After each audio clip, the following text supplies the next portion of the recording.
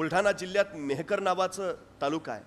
त्या तालुक्यात लता भगवान करे नावाची एक माऊली आहे. साधारण 65 वर्ष वय आहे तिचं. 3 मुली होत्या. 70चा नवरा. गरिबीशी संसार करत सगळं व्यवस्थित चाललं होतं. 3 मुलींची लग्न करून दिली. आयुष्यभर जेवढं काय कमावलेलं साठवलेलं ते सगळं मुलींच्या लग्नात घातलं. आता दोघं नवरा बायको दुसऱ्याच्या शेतात रोजानी जायचंय. जो काही रोजगार हातावर पडायचा त्याच्यातनं आपली सुखाची मीठ भाकरी खायचे.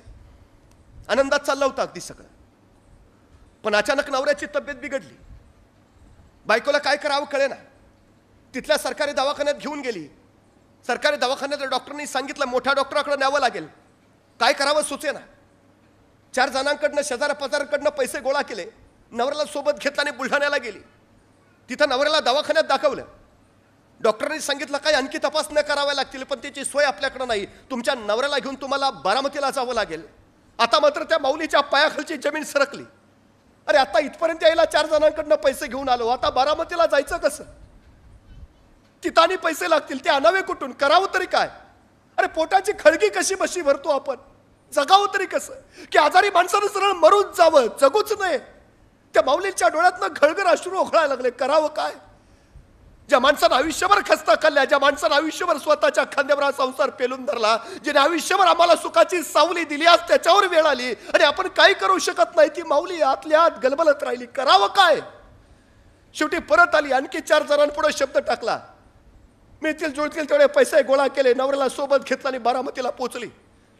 डॉक्टरांच्या पुढे नवऱ्याला दाखवलं. डॉक्टरांनी तपासणी केल्या आणि सांगितलं एक महत्वाची तपासणी करावी लागेल. आता मात्र तिचा धीर कचला.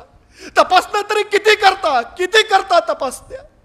तिने डॉक्टरला विचारलं डॉक्टर ठीक पण खर्च किती येईल. आणि डॉक्टरांनी जो खर्चाचा आकडा सांगितला तिच्या डोळ्यापुढे दिवसा अंधारे आल्या. अरे कसं करावं तरी कसं. कुठून आणावे पैसे. न्यावं सरळ नवऱ्याला मर म्हणून सांगावं. करावं काय. काय आतल्या आत ढसढसत राहिली. बाहेर आली. त्या बाकड्यावर बसली. पदरानं डोळे टिपत राहिली. कसं करावं काय. काय सांगू नवऱ्याला. जावं माघारी सरळ परत मरू द्यावं नवऱ्याला असंच. आतल्या आत हमसत राहिली.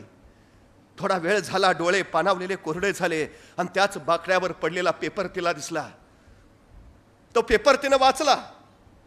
मोठ्या ठळक अक्षरात छापलेली बातमी तिच्या नजरेत भरली आणि ती चमकली. बातमी होती बारामती मॅरेथॉनची आणि मॅरेथॉन मध्ये जिंकणाऱ्या स्पर्धकाच्या बक्षिसाची. त्या बक्षिसाच्या आकड्यावर तिची नजर फिरवली आणि त्याच्या डोक्यात झणकन कल्पना आली. ही बक्षीस जर मी जिंकलं तर माझ्या नवऱ्याची तपासणी होऊन उपचार होईल. बस 65 वर्षाची माऊली तिने निर्णय घेतला नवऱ्याचा जीव वाचवण्यासाठी या बारामती मॅरेथॉन मध्ये भाग घ्यायचा.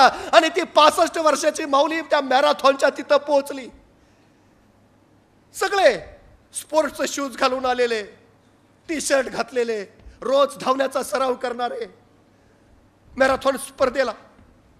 आणि त्यात ही आली होती 65 वर्षाची लता भगवान करे. नऊवारी नेसलेली, कासोटा घातलेली, अनवाणी पायाची. संयोजकांना सांगते मला स्पर्धेत भाग घ्यायचा आहे, मला पळू द्या. चकित होऊन सगळे बघायला लागले. ती सांगायला लागली माझा नवरा दवाखान्यात आहे, त्याला वाचवायचं असेल तर पळण्याशिवाय पर्याय नाही, मला कृपा करून पळू द्या. संयोजकांनी तिला भाग घेऊ दिला आणि 65 वर्षाची माऊली त्या स्पर्धेला तयार झाली. बघता बघता पट्टी पडली आणि मॅरेथॉन चालू झाले. बेभान होती लता भगवान करे पळत राहिली. आजपर्यंत रोजचे रोज कसलेले सराव करणारे धावपटू पळत आहेत आणि त्यांच्या बरोबर पळते 65 वर्षाची नऊवारी घातलेली, कासोटा नेसलेली लता भगवान करे. डोळ्यापुढे फक्त नवरा दिसतोय. त्याच्यासाठी पळायचंय, त्याला वाचवायचंय, त्याला जगवायचंय. बस जिंकलंच पाहिजे, दुसरा पर्याय नाही. बेभान पळते. आतापर्यंत पळली होती रानात जनावरांच्या मागं. आतापर्यंत पळली होती संसारला ठिगळा लावताना. आतापर्यंत पळाली होती संध्याकाळचे 2 घास कमावताना. अशी मैदानावर कधी पळलीच नव्हती. पण आयुष्य आता पळायला लावत होतं बेभानपणे. पळत होती आणि अखेर आवाज झाला. स्पर्धा संपली आणि त्या बारामती मॅरेथॉनची विजेता ठरली ही 65 वर्षाची लता भगवान करे.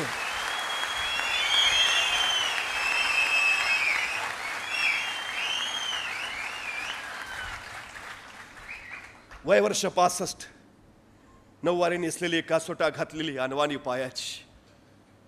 तिच्या यशाचं कारण काय.